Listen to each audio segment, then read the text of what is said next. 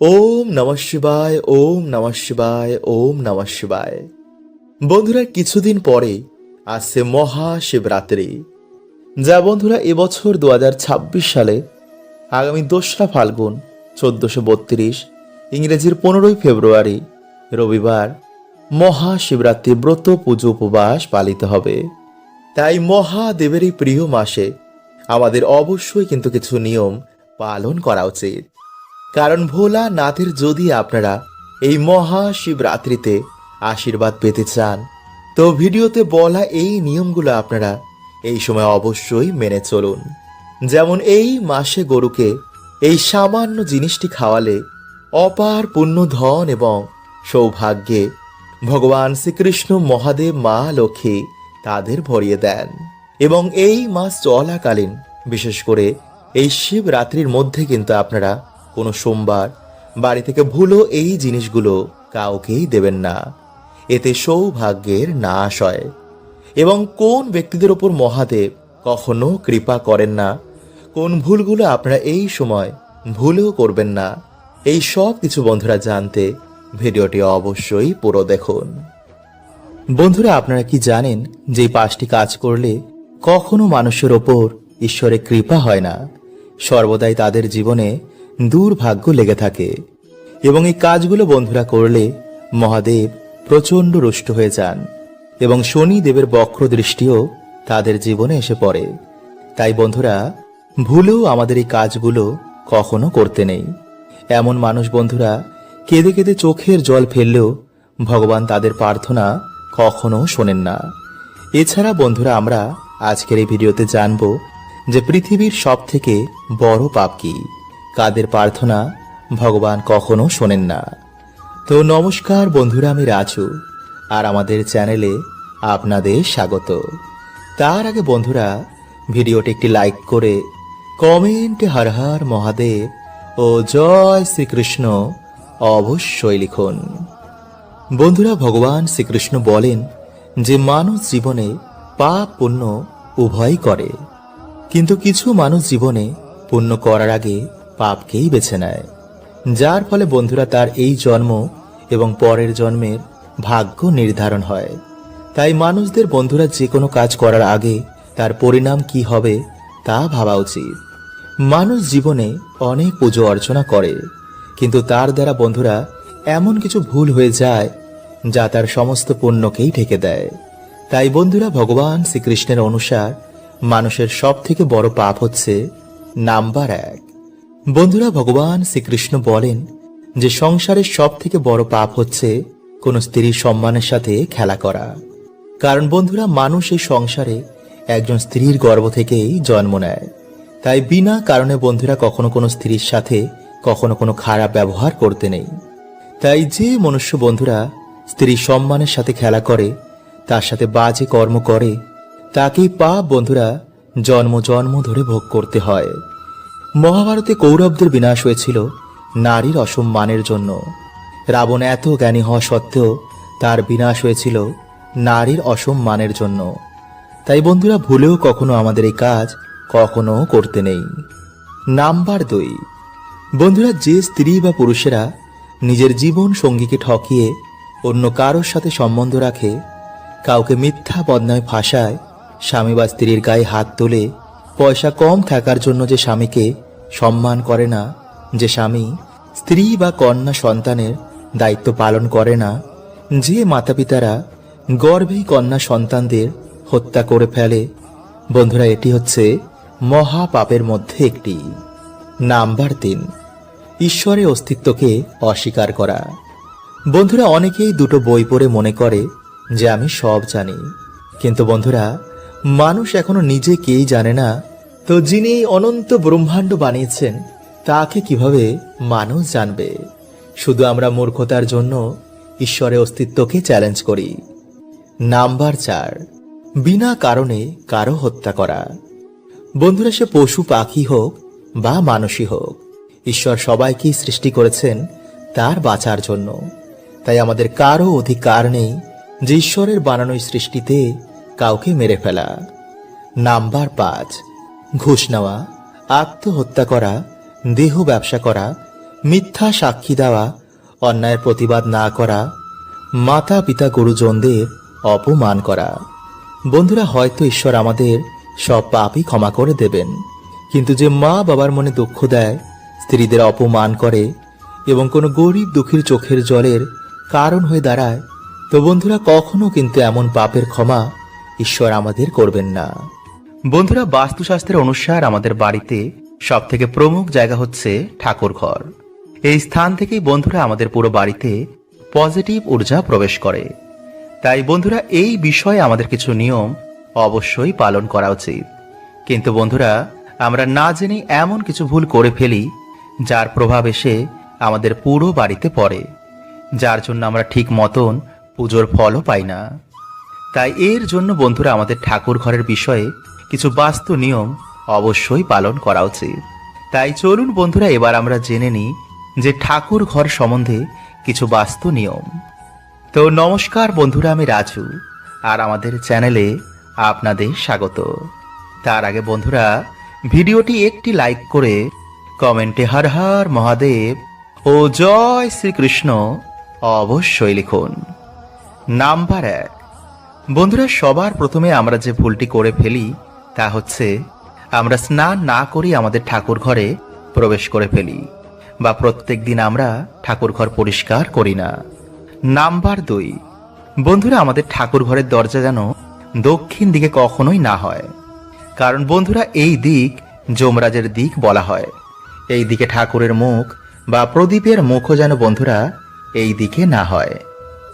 Number 3, বন্ধুরা বাড়িতে মা দুর্গা বা কোনো দেবদেবীর যেন রুদ্র মূর্তি রাখবেন না। বাড়িতে মা লক্ষ্মী বা ভগবান শ্রী গণেশের দাঁড়ানো মূর্তিও রাখবেন না। পুজো ঘরে কোনো রকমের কোনো ভাঙা মূর্তি রাখবেন না। নাম্বার 4, ঠাকুর ঘরে বন্ধুরা কোনো রকমের জীবিত বা মৃত ব্যক্তির ফটো রাখবেন না, কারণ বন্ধুরা অনেকে কি করে যে ঠাকুর ঘরে কোনো গুরু বা মহাপুরুষের ছবি রেখে দেয় এবং ভগবানের আগে তাদের পুজো অর্চনা করে। তাতে বন্ধুরা সে পুজোর ফল তো সে পায় না, বরং সে গুরু বা মহাপুরুষেরা এতে রুষ্ট হয়ে যান, কারণ বন্ধুরা তারা হচ্ছে ঈশ্বরের ভক্ত। তাই সবার আগে তারা চান যে ঈশ্বরের আরাধনা হোক। তাই যেখানে বন্ধুরা আপনাদের মেন ঠাকুর ঘর, সেখানে শুধু ঈশ্বরের মূর্তি বা ছবি রাখবেন, এবং সেই মূর্তিটি যেন বন্ধুরা 4 থেকে 5 ইঞ্চির বেশি না হয়, এবং শিবলিঙ্গ যেন বন্ধুরা বাড়িতে 2 ইঞ্চির বেশি না হয়, এবং বন্ধুরা আপনাদের ঠাকুর ঘরে যেন ভগবান সূর্য নারায়ণ দেবের একটি ফটো বা মূর্তি থাকে। এটি বন্ধুরা আমাদের বাড়ির জন্য খুবই শুভ হয়, কারণ পঞ্চদেবের মধ্যে তিনি একজন। তার কৃপায় বন্ধুরা আমাদের যশ বৃদ্ধি পায়, মান সম্মান বৃদ্ধি পায় এবং আমাদের শত্রু নাশ হয়। নাম্বার 5, বন্ধুরা ঠাকুর ঘরে এমন মূর্তি রাখবেন না যার ভিতরটা ফাঁপা হয়। এমন মূর্তি রাখবেন যেটি দেখে আপনাদের মনে ভক্তি আসে। ঠাকুর ঘরে ভুলেও আপনারা প্লাস্টিকের বা প্লাস্টার প্যারিসের তৈরি এমন মূর্তি রাখবেন না। নাম্বার 6, বন্ধুরা ঠাকুর ঘরের নির্মাণ যদি আপনারা উত্তর পূর্ব দিকের মাঝখান বরাবর করতে পারেন তো এটি সব থেকে ভালো বলে মানা হয়।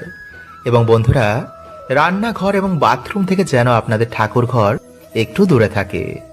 নাম্বার 7, বন্ধুরা আমরা অনেক সময় পুজো করার সময় যে দেশলাই কাঠিটি দিয়ে আমরা ধূপ বা ধুনো ধরাই, সেই কাঠিটি আমরা সেই ঠাকুর ঘরে ফেলে রেখে চলে আসি বা মন্দিরে ফেলে রেখে চলে আসি।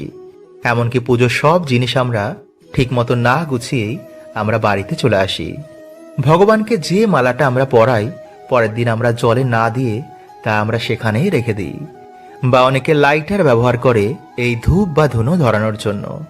অনেকে আবার দেশলাই বা পুজোর সমস্ত সামগ্রী খোলাই রেখে দেয়, কিন্তু বন্ধুরা এগুলো মোটেও উচিত নয়, কারণ বন্ধুরা আমাদের বাড়ির সব থেকে পবিত্র জায়গা হচ্ছে এই ঠাকুর ঘর। কারণ বন্ধুরা এই জায়গা থেকে আমাদের বাড়িতে পুরো সারা ঘর জুড়ে পজিটিভ ঊর্জা প্রবেশ করে। সেই জায়গা যত পরিষ্কার পরিচ্ছন্ন রাখবেন ততই বন্ধুরা পজিটিভ এনার্জিরা এসে আপনাদের বাড়িতে বাস করবে। ভাববেন সেই জায়গায় আপনাদের বাড়িতে ঈশ্বর বাস করেন। তাই বন্ধুরা শিবরাত্রি অবধি আপনারা যে জিনিসগুলো কাউকে দান করবেন না তা হচ্ছে নাম্বার 1, মাছ। বন্ধুরা, আমাদের বাড়িতে যখন কোনো ভালো মন্দ রান্না হয়, যেমন মাছ, মাংস বা যে কোনো খাবার, আমরা আমাদের প্রতিবেশীদের তা দিই। কিন্তু এই সময় বন্ধুরা, আপনারা কিন্তু এই সমস্ত খাবার কাউকে ভুলেও দান করবেন না। নাম্বার 2, সিঁদুর। বন্ধুরা, মহাশিবরাত্রির আগে কিন্তু আপনারা কাউকে ভুলেও সিঁদুর দান করবেন না, বিশেষ করে যারা বিবাহিত মহিলা। তাই কেউ চাইলেও কিন্তু এই সময় আপনারা বাড়ি থেকে সিঁদুর কাউকে দান করবেন না। নাম্বার 3, ব্যবহার করা তেল। বন্ধুরা, জ্যোতিষ শাস্ত্র মতে কাউকে ব্যবহার করা তেল দান করলে শনিদেব প্রচন্ড রুষ্ট হয়ে যান। তাই এই সময়ের মধ্যে কিন্তু আপনারা কাউকে ব্যবহার করা তেল ভুলেও দান করবেন না। নাম্বার 4, ঝাঁটা। বন্ধুরা, এই সময় ভুলেও কিন্তু আপনারা বাড়ির ঝাঁটা কাউকে দেবেন না, নইলে বন্ধুরা এই ঝাঁটার সাথেই কিন্তু আপনাদের সৌভাগ্য বাড়ি ত্যাগ করবে। নাম্বার 5, কোনো ধারালো জিনিস কিন্তু এই সময় আপনারা কাউকে দান করবেন না। এছাড়াও কোনো প্লাস্টিকের তৈরি জিনিসও আপনারা এই সময় দান করবেন না, এতে পরিবারের সুখ শান্তি কিন্তু নষ্ট হয়ে যায়। নাম্বার 6, বাসি বা পচা খাবার। বন্ধুরা, খাদ্যদান মহাদান, কিন্তু যদি আমাদের বেঁচে যাওয়া খাবার বা পচা বাসি খাবার কোনো অসহায় ব্যক্তিকে যদি দান করা হয়, তো মানা হয় এতে মা অন্নপূর্ণাকে অপমান করার সমান। তাই এই ভুল কিন্তু বন্ধুরা আপনারা জেনে বুঝে বা ইচ্ছা করে একদম করবেন না। বন্ধুরা, ভগবান শিব হলেন দেব, দানব, রাক্ষস, সাধু, গরিব, বড়লোক, সবারই তিনি আরাধ্য। তিনি কখনো কারোর ওপর ভেদভাব করেন না। এর জন্যই তাকে ভোলানাথও বলা হয়। প্রভু এতটাই ভোলা যে সামান্য জলেও তিনি ভক্তের মনোবাসনা পূর্ণ করে দেন। এই কলিযুগে ভগবান শিবকে প্রসন্ন করা খুবই সহজ। তাই মহাশিবরাত্রিতে বন্ধুরা, ভগবান শিবের বিশেষ কৃপা পাওয়ার জন্য আপনারা অবশ্যই প্রক্রিয়াটি করুন। যদি নেগেটিভ সমস্যা বা কোনো গ্রহ সমস্যায় ভোগেন, যদি আপনারা আর্থিক উন্নতি করতে চান, বা যদি আপনাদের কোনো ইচ্ছা এখনো বাকি থেকে যায়, তাও পূর্ণ হবে। তাই আজকের ভিডিওতে আমরা বন্ধুরা গোমাতার আশীর্বাদ প্রাপ্ত করার জন্য এক অচূক টোটকার কথা বলবো। যদি আপনারা ঠিক মতন তা পালন করতে পারেন, তো অবশ্যই আপনাদের সকল সমস্যা, সকল মনের বাসনা এতে পূর্ণ হবে। তাই বন্ধুরা, চ্যানেলে নতুন হলে চ্যানেলটি সাবস্ক্রাইব করে বেল আইকনটি অল করে রাখুন, আর কমেন্টে লিখুন হর হর মহাদেব ও জয় শ্রীকৃষ্ণ। বন্ধুরা, এমনটা মানা হয় যে গোমাতার মধ্যে 33 কোটি দেবদেবী নিবাস করেন। তাই গোমাতার সেবা করলে সমস্ত দেব লোকের পুণ্য প্রাপ্ত হয়। গোমাতার সেবাতেই আমরা একসাথে সমস্ত দেবদেবীর সেবা করতে পারি। ঋগ্বেদে গোমাতাকে অমৃত সমতুল্য বলা হয়েছে, কারণ গোমাতার বক্ষ থেকে নির্গত দুধ বহু মানুষের প্রাণ বাঁচায়। এছাড়াও গোমাতা এতটাই পবিত্র যে তার আশেপাশের সমস্ত নেগেটিভ এনার্জি নাশ হয়ে যায়। যে মাটি দিয়ে গোমাতা যায়, সেই স্থান ধন্য ধন্য হয়ে যায়। তাই বন্ধুরা, আপনাদের সমস্যা দূর করার জন্য প্রথমে গোমাতাকে অন্ন ভোজন করান, তারপর গোমাতার খুরের জন্য নির্গত মাটি, যাকে গোধূলি বলা হয়, তার নিজের মাথায় ঠেকান। নিজের বাড়ির চারিদিকে তা কিছুটা ছিটিয়ে দিন। এতে আপনাদের বাড়ির বাস্তুদোষ, নেগেটিভ সমস্যা, গ্রহদোষ সবকিছুই দূর হবে। আর যদি বন্ধুরা আপনারা সরল হন, আপনারা কারোর ক্ষতি কখনো না করেন, তো অবশ্যই আপনাদের ঈশ্বর মঙ্গল করবেন। তাই প্রত্যেক সপ্তাহে অন্তত আপনারা এই প্রক্রিয়াটি করুন। বলা হয় গোমাতার সেবাতে মোক্ষ প্রাপ্তি হয়। গোলোক বৈকুণ্ঠ ধাম বা ভগবান শিবের প্রাপ্তির জন্য গোমাতার সেবা করা অবশ্যই দরকার। তাই কালো গরুকে যদি বন্ধুরা আপনারা রুটি ও গুড় খেতে দিতে পারেন, তো এতে শনি ও কেতুর কখনোই বাজে প্রভাব পড়ে না। তাই যদি বন্ধুরা আপনাদের বাড়ির সমস্যা দূর করতে চান, তো অবশ্যই গোধূলি নিজের বাড়ির চারিদিকে ছড়িয়ে দিন। এতে আপনাদের বাড়ি সুখ শান্তিতে ভরে উঠবে। বন্ধুরা, আমাদের জীবনে 3টি কারণে দুর্গতি লেগেই থাকে। 1, নেগেটিভ সমস্যা, 2, পিতৃ সমস্যা, 3, শনি মহারাজের সাড়ে-সাতি। আর এগুলো কিন্তু বন্ধুরা আমাদের কর্মদোষেই হয়।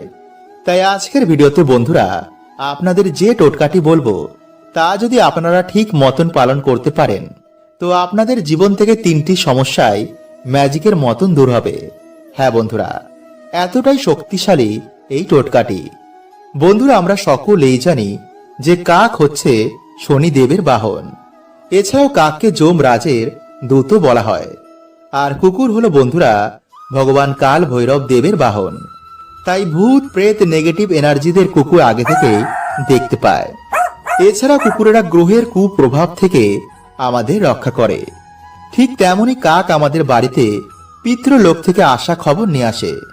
যদি কোনো জীবাত্মা আমাদের বংশে জন্মগ্রহণ করে বা কারোর মৃত্যুর সময় হয়ে এলে কাক আমাদের আগে থেকেই সংকেত দেয়। আর এটা শিব পুরাণে ভগবান শিব মাতা পার্বতীকে নিজে বলেছেন। তাই আপনারা বন্ধুরা ভালো করে মন দিয়ে প্রক্রিয়াটি শুনুন। নাম্বার 1, যদি আপনারা আর্থিক সমস্যায় ভোগেন, যদি আপনারা আর্থিক উন্নতি করতে চান, তো সবার প্রথমে বন্ধুরা আপনাদের ওপর থেকে নেগেটিভ এনার্জি সরাতে হবে। তাই সামান্য কিছু লবণ নিজের হাতে নিয়ে নিজের মাথার ওপর থেকে 7 বার ঘোরান। তারপর সেই লবণ খাবারে মিশিয়ে কোনো কালো কুকুরকে 3 রাস্তার মোড়ে খেতে দিন। তারপর পিছনে ঘুরে না দেখে সোজা বাড়িতে এসে হাত পা ধুয়ে ঘরে ঢুকুন। এতে কিন্তু বন্ধুরা সে কুকুরের কোনো ক্ষতি হবে না, উল্টে সে নেগেটিভ এনার্জির নাশ হবে। তাই বন্ধুরা এই মাঘ মাসের প্রত্যেক শনিবার ও মঙ্গলবারে এই প্রক্রিয়াটি করতে পারেন। কিছু দিনের মধ্যেই আপনারা এর ফল পেতে শুরু করবেন। নাম্বার 2, কালো তিল। বন্ধুরা একইভাবে কালো তিল নিজের মাথায় 7 বার ঘুরিয়ে কাক দেখলেই ছুড়ে দিন। এতে আপনার বাড়ি থেকে নেগেটিভ এনার্জি কাক নিয়ে পিতৃলোকে চলে যাবে। আর মাথায় ঘোরানোর সময় বন্ধুরা অবশ্যই আপনাদের ইষ্টের মন্ত্র জপ করবেন। এতে কিন্তু বন্ধুরা খুব তাড়াতাড়ি কাজ হবে। আর যদি বন্ধুরা এগুলো কিছুই করতে না পারেন, তো প্রত্যেক দিন সন্ধ্যায় কিছু হাতে কর্পূর নিয়ে আপনার ইষ্টের মন্ত্র জপ করার পর মাথায় 7 বার ঘুরিয়ে বাড়ির বাইরে গিয়ে সেটি জ্বালিয়ে দিন। এতে কিছু দিনের মধ্যে আপনাদের বাড়ি থেকে নেগেটিভ শক্তির প্রভাব অনেক কমে যাবে। বন্ধুরা আমাদের মধ্যে বেশিরভাগ মানুষই সকালে ঘুম থেকে উঠেই আয়নার সামনে দাঁড়িয়ে পড়ে। এটা কিন্তু বন্ধুরা আপনারা ভুল করেও করবেন না। কারণ আয়না কি করে, সারা রাত আমাদের বাড়িতে যে নেগেটিভ ঊর্জা রয়েছে তা শোষণ করে নেয়। এবং যখন আপনি সকালবেলায় ঘুম থেকে উঠেই আয়নার সামনে গিয়ে দাঁড়িয়ে পড়বেন, সেই নেগেটিভ এনার্জিকে আয়না আপনার ওপর রিফ্লেক্ট করে দেয়। ফলে খুব সহজেই আপনার মেজাজ হারিয়ে যায়, মাথা গরম থাকে, কোনো কাজে মন বসে না, ফলে সৌভাগ্য আপনার জীবনে আসে না। তাই এই ভুলগুলো কিন্তু বন্ধুরা আপনারা সকালে ঘুম থেকে উঠে একদম করবেন না। নাম্বার 2, বন্ধুরা আপনারা কি করবেন, যে কোনো একটি ঘটের মধ্যে জল ভরে রাতের বেলায় আপনারা আপনাদের ডাইনিং রুম বা দরজার সামনে রেখে দেবেন। এরপর সকালে যখন আপনারা ঘুম থেকে উঠবেন, আপনারা সেই জলটি নিয়ে গিয়ে আপনাদের বাড়ির সদর দরজার ভিতর দিকে দাঁড়িয়ে বাইরের দিকে মুখ করে সেই জলটিকে আপনারা ডান দিক এবং বাঁ দিকে ফেলে দেবেন। এতে বন্ধুরা আপনাদের বাড়ি থেকে গ্রহ দোষ কাটবে। এবং প্রতিনিয়ত যদি আপনারা এই প্রক্রিয়াটি করতে পারেন, তো আপনাদের ডেফিনেটলি আর্থিক উন্নতি হবেই। কারণ বন্ধুরা এই প্রক্রিয়াটি এতটাই শক্তিশালী যে কিছু দিনের মধ্যে এই প্রক্রিয়াটির ফলে বাড়িতে মা লক্ষ্মীর আগমন হয়। নাম্বার 3, বন্ধুরা আমরা প্রত্যেকেই আমাদের বাড়িতে ঘুম থেকে ওঠার পর আমাদের সদর দরজা বা উঠোনের সামনে ঝাড় দিই। কিন্তু বন্ধুরা আপনারা কি করবেন, শনিবার ও রবিবার ঝাড় দেওয়ার আগে সেই জায়গায় আপনারা একটি ঘটিতে জল ভরে তার মধ্যে কিছুটা হলুদ গুলে সেই জলটি ঢেলে দিয়ে তারপর ঝাড় দেবেন। এতে যদি বন্ধুরা কেউ আপনাদের বাড়িতে কোনো রকম ক্ষতি করে থাকে, তো কিছু দিনের মধ্যেই বন্ধুরা সেই ক্ষতি, সেই নেগেটিভ এনার্জি তাদের বাড়িতে রিটার্ন চলে যাবে। নাম্বার 4, বন্ধুরা যদি আপনাদের বাড়ি থেকে কেউ দূরে ঘুরতে যান বা যখন আপনাদের বাড়ি থেকে কেউ কাজে যাবে, তো তার নামে বন্ধুরা আপনারা একটি ঘটিতে বা পাত্রে জল ভরে রাখবেন। এবং যখন তিনি আপনাদের বাড়িতে ফিরে আসবেন, তার পরের দিন আপনারা সেই পাত্রের জলটি বা সেই ঘটির জলটি আপনারা কোনো গাছে ঢেলে দেবেন। এতে বন্ধুরা পরিবারের মধ্যে সম্পর্ক ভালো হয় এবং নানা রকম বাধা বিঘ্ন থেকে সেই ব্যক্তি রক্ষা পায় এবং নেগেটিভ এনার্জির প্রভাব আপনাদের জীবনেও এতে কিন্তু পড়বে না। নাম্বার 4, বন্ধুরা মঙ্গলবার ও শনিবার আপনারা একটি আসনে বসে একটি পাত্রে কিছুটা জল নিয়ে সন্ধেবেলায় বা স্নান করে আসার পর হনুমান চল্লিশা, দুর্গা চল্লিশা বা মহা মৃত্যুঞ্জয় মন্ত্র পাঠ করে সেই জলে আপনারা 3 বার ফু দিয়ে আপনারা সেই জল একটি ময়ূরের পালকের মাধ্যমে সারা ঘরে ছিটিয়ে দিন। এই প্রক্রিয়াটি বন্ধুরা আপনারা যদি রোজ করতে পারেন তাহলে তো খুবই ভালো, কিন্তু যদি করতে না পারেন তো শনি ও মঙ্গলবার কিন্তু এই প্রক্রিয়াটি করতে একদম ভুলবেন না। এছাড়া বন্ধুরা আপনারা এই মন্ত্র কিন্তু একদমই চেঞ্জ করবেন না। মানে যদি আপনারা হনুমান চল্লিশা পাঠ করেন তো হনুমান চল্লিশা পড়িয়ে আপনারা প্রত্যেক দিনই কার্যটি করবেন। তো আশা করছি বন্ধুরা আপনারা প্রত্যেকেই এর উত্তর পেয়েছেন, এবং যদি আপনাদের মনে কোনো প্রশ্ন থাকে তো কমেন্টে আমাকে অবশ্যই জিজ্ঞেস করুন। হরে কৃষ্ণা, ওম নমঃ শিবায়।